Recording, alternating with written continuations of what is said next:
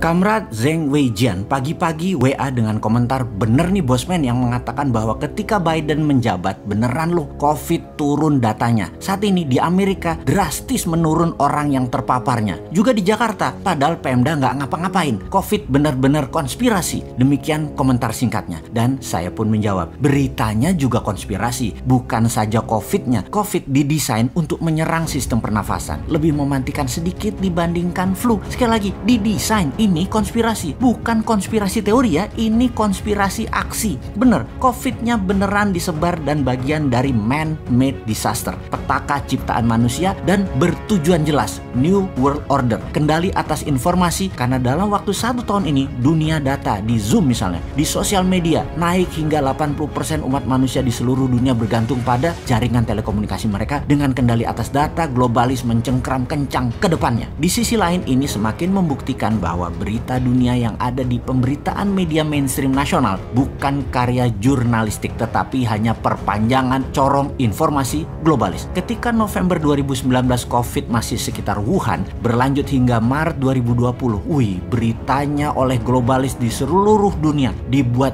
ngeri sekali. Orang jatuhlah di jalanan, meninggal di mana-mana, bertumbanglah di mana-mana, dan itu semua membangun ketakutan atas virus corona menjadi sangat menyeramkan. Seperti juga berita misalnya di Italia, di Spanyol, juga di negara Amerika Latin, seluruh dunia aja pokoknya, dan ini terlihat parah dramatisasinya. Ini disebar kemana-mana di seluruh dunia serentak dan masif. Indonesia reaksinya untuk hal begini telat. Di awalnya meremehkan atau underestimate. Komen pejabatnya parah-parah banget. Lalu benar memapar banyak orang di Maret hingga Mei 2020. Paniknya kebablasan. Overestimate lah. Tindakannya over panik. Lalu kemudian bingung sampai berbulan-bulan. PSBB buka tutup, vaksin dan berbagai jurus mulai dilakukan. Sekarang baru mulai agak normal lagi setelah setahunan keputusan yang selalu gonjang-ganjing. Melihat ini semua, banyak pengamat intelijen pertahanan komentar, agaknya dunia intelijen tidak dipakai benar datanya oleh pejabat puncak, atau datanya oleh intelijen negara tidak serapih zaman dahulu. Pendapat pribadi si Sontoloyo adalah yang pertama, tidak bisa memanfaatkan data intelijen karena memang tidak paham bagaimana menggunakannya. Kembali ke beritanya yang konspirasi. Sekarang semua berita dunia mulai yang positif, atau tepatnya sudah dibiarkan positif tentang kesembuhan, tentang turunnya tren, tentang negatif COVID dan suksesnya vaksin, serta berbagai solusi dibiarkan mengalir di media utama tanpa restriction atau pembatasan. Tahun lalu jualan masker di sosmed di take down atau tidak muter itu produknya, atau tidak diiklankan, tidak boleh, karena sosmed bagian dari globalis. Sosmed adalah tool globalis. Kemudian sekarang monggo jualan barang yang menyembuhkan COVID atau melindungi diri dari COVID, silakan dijual oleh sosmed, lancar lagi, mau di IG, mau di FB, apapun udah bisa lagi. Beberapa saat yang lalu kalau bilang kata COVID dan media globalis konspirasi, dalam tanda petik itu ya, di sosmed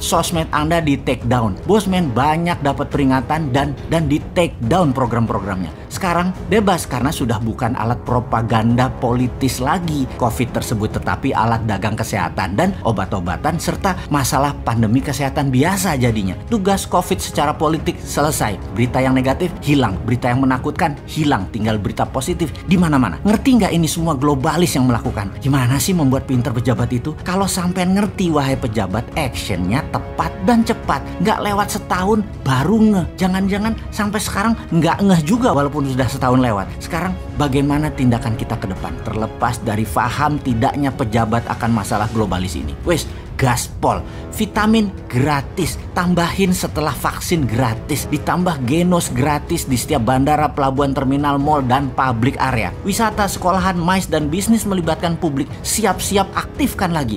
Lebaran bisa pulang kampung lagi. 2 bulan ini kencangkan vitamin dan vaksin. Nggih, abis lebaran kita take off lagi. Piejal, jangan percaya media asing lagi kecuali punya jurnalis sendiri, kita sendiri. Kalau relay perpanjangan media globalis terus yang dipercaya, ya bubrah bernegaranya, analisanya nggak tepat. Itulah mengapa dikatakan di awal, data intelijen nggak kepake karena terpesona data-data dari media asing. Jadi ke depan pakai data intelijen ya bos, jangan pakai data jurnalistik populis.